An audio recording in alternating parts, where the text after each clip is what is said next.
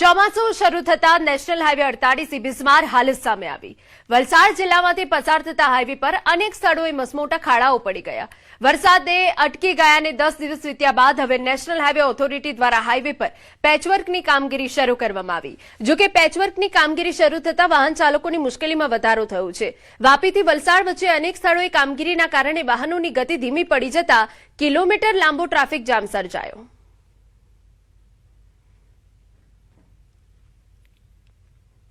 મોટા ખાડા પડી ગયા છે। ચોમાસું આવવાની સાથમાં જ મોટા ખાડા પડી ગયા છે। તેમજ દરેક વ્યક્તિઓને ઘણી મુશ્કેલીઓ પડે છે। અકસ્માત થાય છે, અકસ્માત થઈને મૃત્યુ પામે છે। રસ્તાને કારણે એના ઉપરથી જે વાહનને નુકસાન થાય છે, કોઈ જવાબદારી લેતું નથી।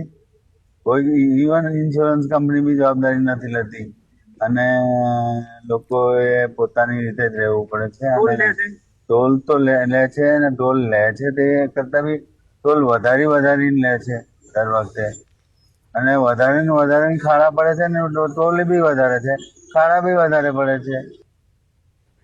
વલસાડ જિલ્લામાંથી પસાર થતા નેશનલ હાઈવે પર આવેલા મોરાઈ, ઉદવાડા, પાડીચા રસ્તા, પાર નદી અને અતુસ સહિત 5 જેટલા મુખ્ય બ્રિજની હાલત બિસ્માર બની છે। બ્રિજ પર મોટા અને ઊંડા ખાડાઓ પડી ગયા છે। વરસાદી પાણી ભરાઈ જતા આ ખાડાઓ વાહન ચાલકોને દેખાતા નથી અને અકસ્માતનું જોખમ વધી જાય છે। ખાડાઓના કારણે વાહનોને નુકસાન થવાની ફરિયાદો પણ સામે આવી છે।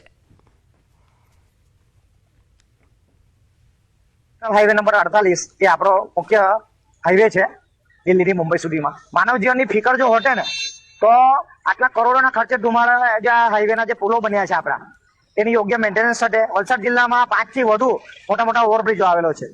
કેટલા કરોડોનું બજેટ ફાળવેલું છે રિપેરિંગ માટે, પરંતુ તમે જોઈ શકો છો ચોમાસાની શરૂઆતમાં જ ખાડા પડી ગયા અને ચોમાસા પછી બદથી બદતર અહીંયા હાલત છે।